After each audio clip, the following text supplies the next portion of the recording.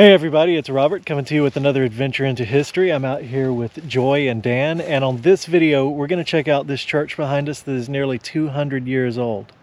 Let's take a look.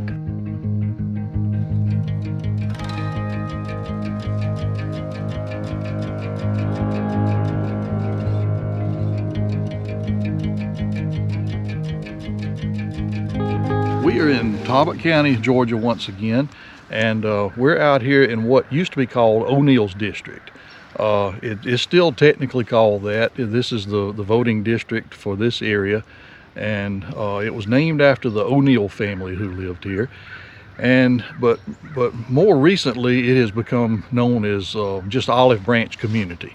The church over here across the road is Olive Branch Methodist Church, and the church building itself has changed locations about 3 times in its history, but it wound up here in what was known as the old Farmers Academy building. That was the old schoolhouse for this community, and that is now actively Olive Branch Methodist Church.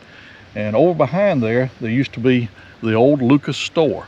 And Lucas store, I don't know what it was to begin with. I think it may have been the O'Neill's store to start with. Then it became Mr. Shank Youngblood's store, and then Mr. Frank Lucas bought it. And Mr. Lucas later built a store here, and his store became the voting place for the whole community.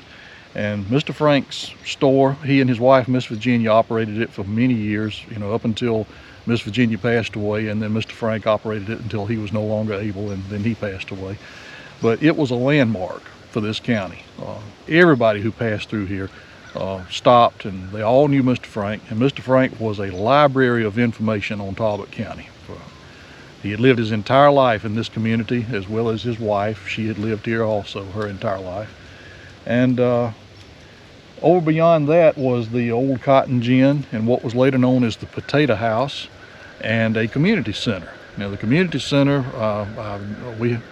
Joy has a photograph of that was made where everyone in the community used to come, and they would have fellowship dinners and so forth every year, and I think you have a photograph of the whole community made back in the 1950s. Yeah. Well, besides the Olive Branch Church, the oldest building left here is the Upatoy Primitive Baptist Church, and that's why we're here today. We're going to inspect this a little closer.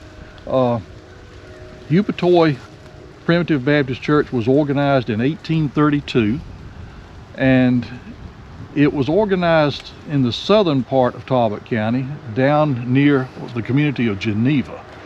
Well, in the 1880s, 1890s, the building was moved here. Now, Joy's family were very active members here. Her grandparents, great-grandparents, and so forth. And I'm going to turn it over to her and let her tell the rest of the history of this church. Yeah, this church started off in Geneva in 1832, and at some point after the cyclone that went through in Belleville, which was 1875, I believe. So at that point, services had sort of ceased over in Geneva, and they needed a new church building. There was, in Belleville, there was the Salem Primitive Baptist, the Mount Vernon Missionary Baptist, and the Olive Branch Methodist. And once the cyclone came through, they no longer had those buildings, so they kind of agreed to create one building that they would share and rotate around.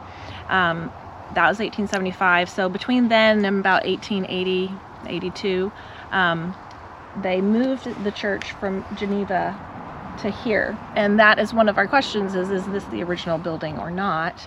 So Robert will get under there and do his thing, and we'll figure it out.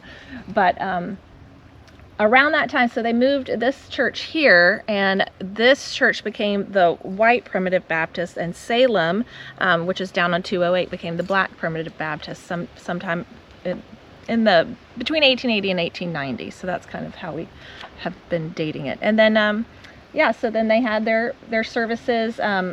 There's a big giant concrete table over here. They did dinner on the grounds. It was kind of a monthly or quarterly revival type thing that was happening still into the 80s and 90s.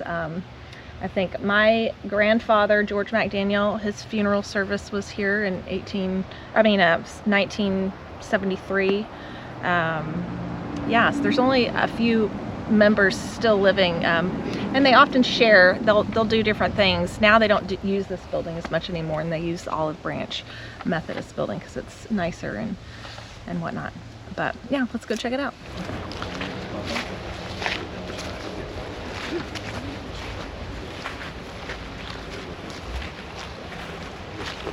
Love the rock work at the front. It's a really pretty building, I think.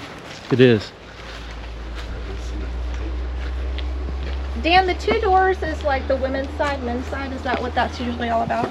That's what it was on the Methodist church, so I assume it was the same way with Primitive Baptists. I know that the Primitive Baptists were very conservative, very literal, very strict, so it makes Very much. sense. The Primitive Baptists did not believe in having, and they to this day, they do not have musical instruments in the church. Great. They Or sing. dancing. That's correct. Very much correct. They sing a cappella, and some of the churches sing the old sacred harp music.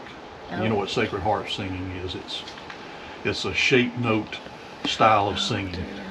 There might be some of those types of hymn books in there, actually. Probably so.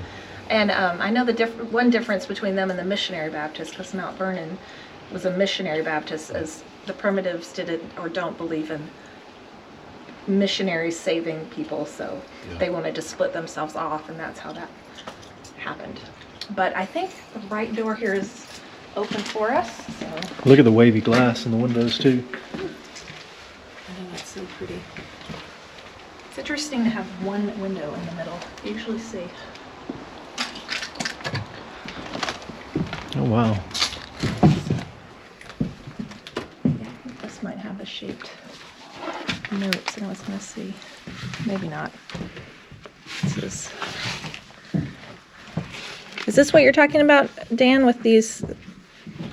Or this is too modern? I don't know.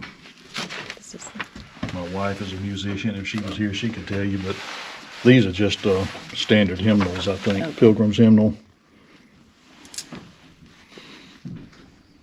and these chairs that we're looking at came out of the Warm Springs Foundation Theater. My grandfather, George McDaniel, purchased them for the church for $218, and that was in 1954, February 24th. For Chairs for Church. That's awesome. So I think that's kind of cool, and they're really neat if you look at them in detail. Yeah, they are. So what was the theater that these came out of? I believe these came from the theater that was at the Institute in Warm Springs. And the Institute was actually founded by President Roosevelt at the Warm Springs Foundation for treatment of polio patients. Gotcha. And there used to be a theater over there, and that's where I understand these came from. And Joy has the original check that her your grandfather wrote to the Grandfather Institute, paying for these. The Roosevelt's chairs here. That's really cool. And we were talking about what was it that made them take the pews out. Yeah. But maybe they just needed more seating, or maybe they thought these would be more comfortable than the wooden, hard. I'm sure they were much more comfortable. Right. But it is neat to think that piece of history is still sort of around. And I am a little bit surprised that they considered comfort, because the Primitive Baptists I know. intentionally made their pews uncomfortable. They were made to sit up straight, and it was You wouldn't fall asleep. That's correct. You were here for one purpose, and that was to worship and not to be comfort, or not to be comfortable. That is, and my great grandmother was Primitive Baptist, and I had some cousins that used to attend church with her, and they said it was pretty strict. That was back in the old days at Shiloh Primitive Baptist Church down on the Talbot County line. It's funny to think about that, because my grandfather and my mom and them, they always talk about all the fun they had and dinner on the grounds, and there was dancing and square dancing, and so they weren't. It doesn't sort of fit with. No. with the way I knew them to be. So maybe they loosened up as the years went on. Yeah. They did. Hey. Hey, Joy.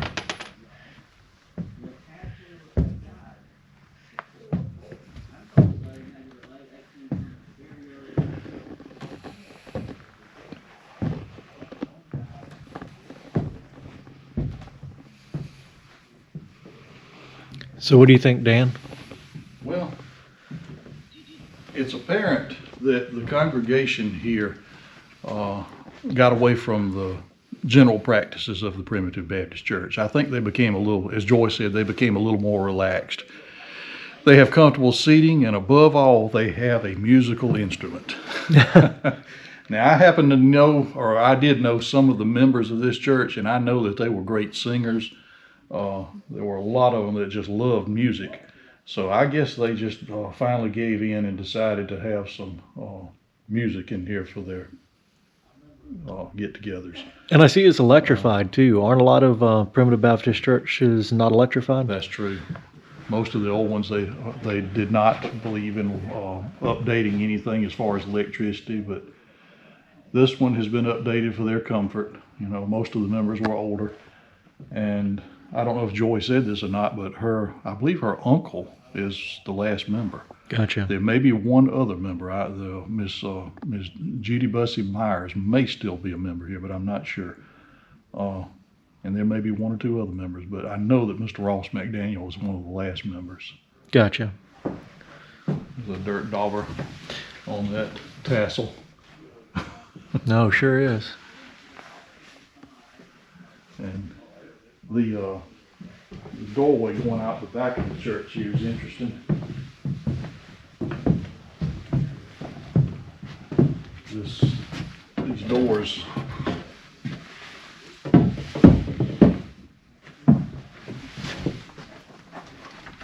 actually fit together. You see that? Oh yeah. How this one is beveled. It is beveled to fit That's very cool. in there, so that when it closes, there's no crack there for the cold air to come in. And this would have been the doorway out the back. Now, of course, there was no indoor plumbing, and that was the restroom out there. No outhouse. Known as the outhouse privy. Well, hello. And Dan, you were talking about earlier that this church didn't originally have this kind of paneling on it. No, it had old weatherboarding underneath, but it was covered with the old tar paper siding.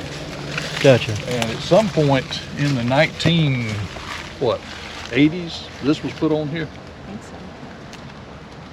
And now it's in need of some attention. Yeah, that's that old thing called super particle board, almost like cardboard. Yeah. Maybe asbestos.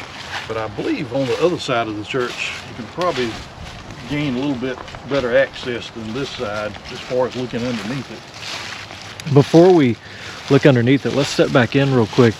We were discussing as to the build date of this church, whether the 1830s church, is that correct, was moved? 1832 is when the church was constituted, so if they had a building at that point. Right, was moved here. And so when was this church moved here again? So it would have been around probably close to 1882. There are the church books for this church when it started in Geneva from 1832 on exist, and so you can see that there are a few years that just sort of go dormant right between 1879 and 1882. And I know that it's recorded at the courthouse that the Salem Primitive Baptist was given to the blacks at that point in around 1880s. Between 1880s and 1890s. So that's when this sort of was moved here, and whether that means physically moved or they built the building at that point, it's hard to say. So, but it's potentially between 1832 and 1890. Gotcha. This building.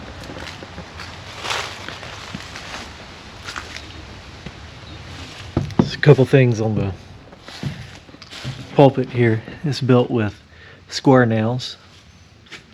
And of course, this could have been moved from the original church if this building was rebuilt, if it's not the original building, or they could have just had old square nails to use at that time. What do you think, Dan?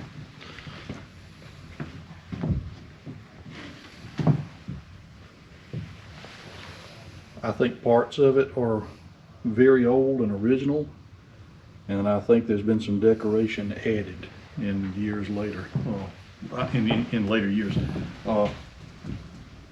This down here has an Art Deco look to it. Yeah.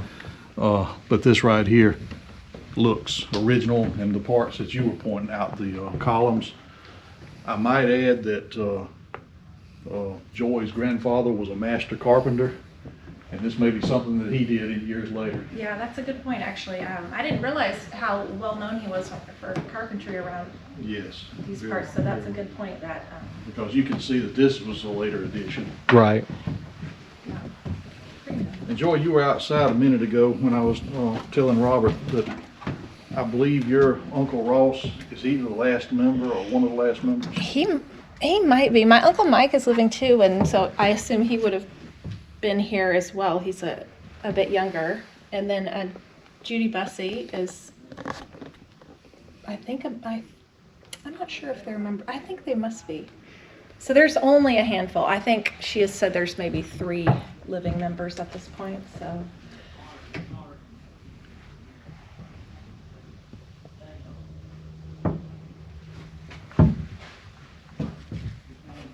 Big old wide boards here, that's for sure. They're pretty. They are. Different than those.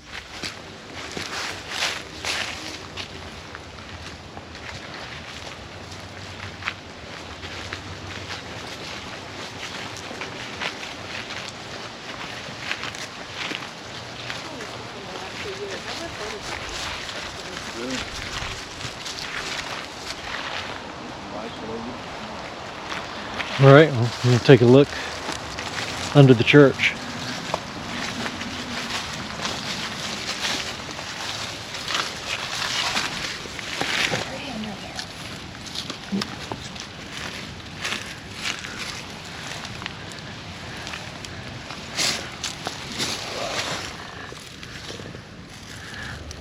Look at that beam right there, Dan.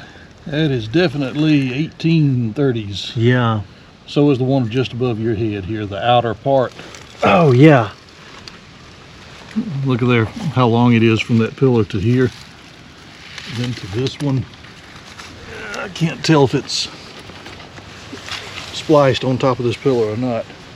And we'll make sure that no one stomps above our heads Yeah, please do on the this time. floor. Please make sure that doesn't happen this time, Dan. The building is empty. Oh, wow. Yeah. Okay, so it is joined right there. So the building most likely was taken apart and reconstructed here. Yeah. This is cool. I mean, looking at that, like this beam right here Yeah, over this pillar, Yeah. that's an old one. yeah. I would say when it was taken apart that they redid the floor with new flooring when it was brought here. Yeah.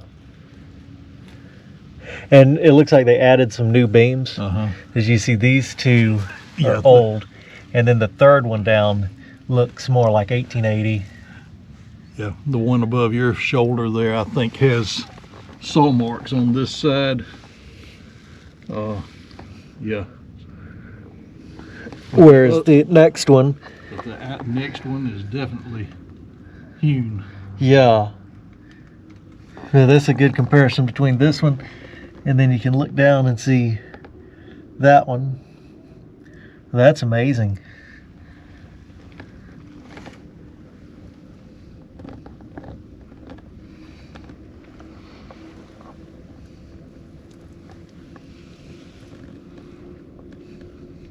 And these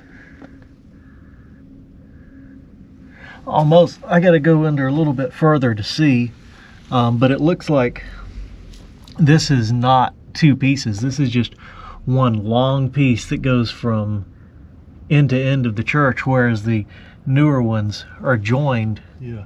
over that. Do you see that? It's notched to sit on that centerpiece. Yeah, it's notched, but it's one long piece, it sure looks is. like. Whereas the other one, the one that looks more modern era, is two that are joined, I believe. Yeah, it's definitely two that are joined. You can see on the other side's a different piece. That's a, how long is that piece of wood there, Dan? That is at least 14, 15 feet, if not longer. 12, 13, 14, maybe 16 feet. That's incredible. That is definitely some old growth. Now, I mean, it's 16 feet from here to the center of the church. Yeah.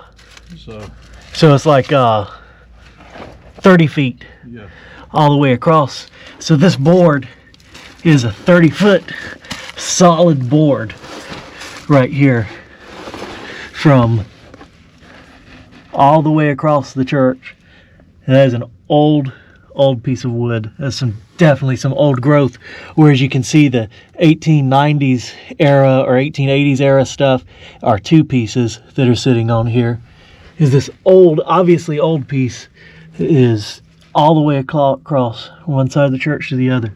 That is incredible.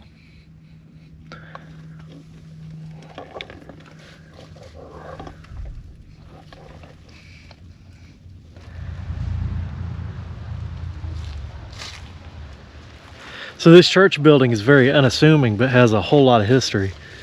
a lot of history. This is one of the oldest churches in the county, and certainly we can see now that the main structure of the building is one of the oldest in the county. Yeah. That's amazing. Joy over at the outhouse. Let's go check out the outhouse and see what's left.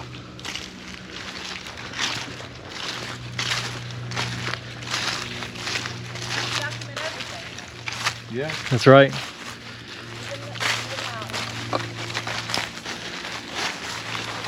only fell probably in the last 5 to 10 years. Yeah, I remember it standing.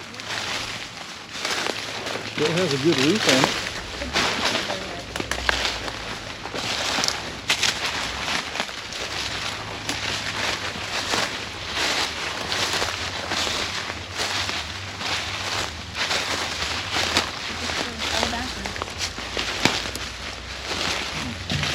What a shame.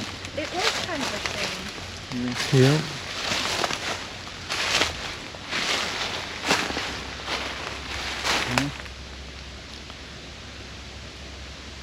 So the door was on this side.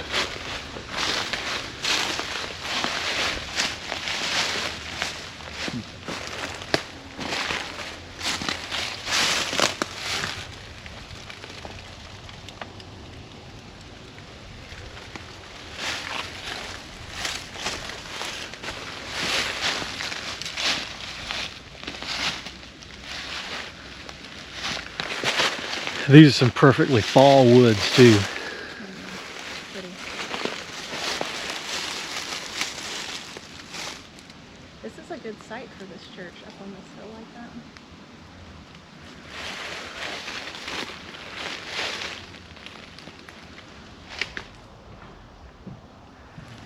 That's true. They can take the porch off. All right, everybody, I hope you enjoyed seeing this old church. Thanks to Joy for bringing us out, and Dan for joining us as always. Hope you guys enjoyed seeing it. Absolutely amazing old structure here. And like I said, it's kind of unassuming from the outside, but a lot of history here.